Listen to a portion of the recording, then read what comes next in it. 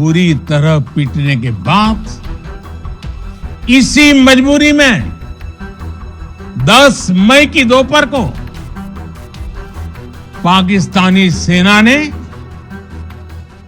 हमारे डीजीएमओ को संपर्क किया। तब तक हम आतंकवाद के इंफ्रास्ट्रक्चर को बड़े पैमाने पर तबाह कर चुके थे। भारत की आक्रामक कार्रवाई के बाद पाकिस्तान बचने के रास्ते खोजने लगा। पाकिस्तान दुनिया भर में तनाव कम करने के लिए गुहार लगा रहा। पाकिस्तान की तरफ से गुहार लगाई गई। पाकिस्तान की तरफ से जब ये कहा गया कि उसकी ओर से आगे कोई आतंकी गतिविधि और सैन्य दुस्साहस नहीं दिखाया जाएगा। पाकिस्तान ने हमारे सैन्य ठिकानों को निशाना बनाया, लेकिन इसमें भी पाकिस्तान खुद बेनकाब हो गया।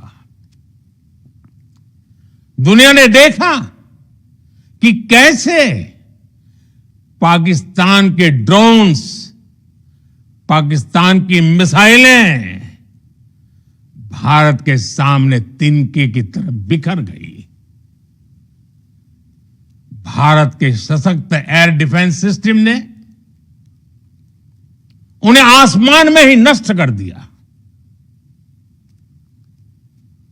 पाकिस्तान की तैयारी सीमा पर वार की थी, लेकिन भारत ने पाकिस्तान के सीने पर वार कर दिया।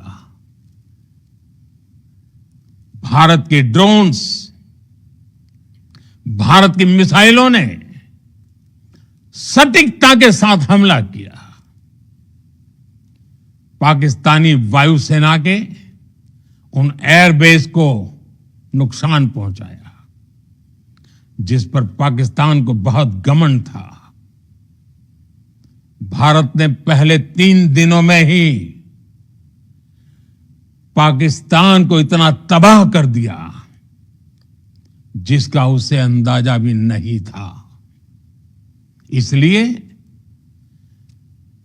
भारत की आक्रामक कार्रवाई के बाद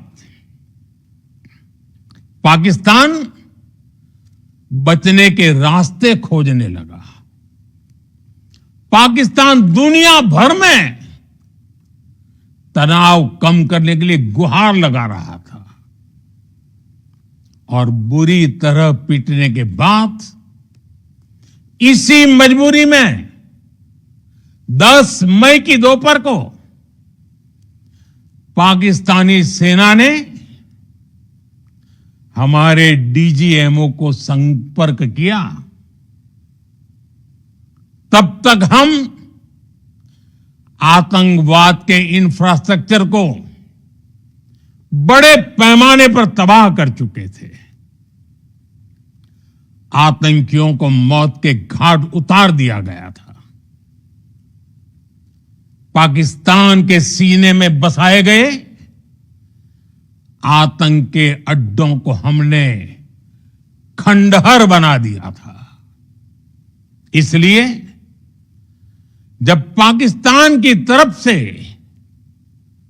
गुहार लगाई गई, पाकिस्तान की तरफ से जब ये कहा गया कि उसकी ओर से आगे कोई आतंकी गतिविधि और सैन्य दुस्साहस नहीं दिखाया जाएगा, तो भारत ने भी उस पर विचार किया। और मैं फिर दोहरा रहा हूं, हमने पाकिस्तान के आतंकी और सैन्य ठिकानों पर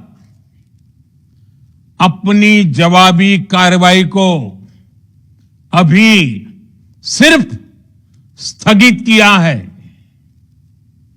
आने वाले दिनों में हम पाकिस्तान के हर कदम को इस कसौटी पर मापेंगे कि वो क्या रवैया अपनाता है। साथियों, भारत की तीनों सेनाएं